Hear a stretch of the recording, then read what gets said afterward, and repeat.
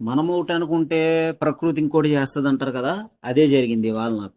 అసలు ఏం జరిగిందంటే పొద్దున్నే లేచి యాస్టీస్ మన బ్రేక్ఫాస్ట్ ఫినిష్ చేసేసాను. ఫినిష్ చేసిన తర్వాత మేడం ఫోన్ చేసిందని చెప్పి ఇంకా కార్ దగ్గరికి వెళ్ళి కార్ తీసుకొచ్చేసాను. బయటకు వెళ్ళాలి, ఏదో కావాలని చెప్పి ఇంకా మేడం నేను బయటకు వెళ్ళాం. ఇంకా మేడం ఏ ఐటమ్స్ తీసుకుంటాకి వెళ్ళింది లోపలికి ఆవిడ. ఈలోపు పార్కింగ్ పెడదామంటే మొత్తం పొద్దున్నే వచ్చేసారు. పొద్దున్నంటే పొద్దున్న కాదులే, 12 అవుతుంది. ఇంకా మేడం లోపలికి వెళ్ళింది ఐటమ్స్ వస్తాయి. ఈలోపు పార్కింగ్ లేదని పార్కింగ్ లైట్ ఆన్ చేసి కూర్చున్నాం, ఎందుకంటే పోలీసులు అటు ఇటు తిరుగుతారు. ఈలోపు రూమ్కి వచ్చేసాం. కార్ పార్కింగ్ చేసేసి మేడం పైకి వెళ్ళిపోయింది. నేను ఇంకా నా రూమ్కి వెళ్ళిపోదాం అని వచ్చా. నేను ఇక్కడ తప్పు ఏం చేశానంటే ఫుల్ ట్రాప్ వచ్చింది.